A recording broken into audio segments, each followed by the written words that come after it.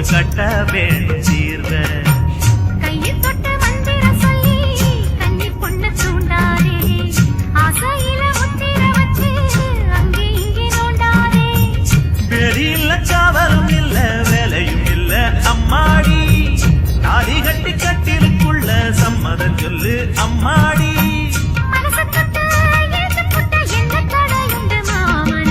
வயசு பொண்ண பசியம் பண்ணும் பழவிக்காரன்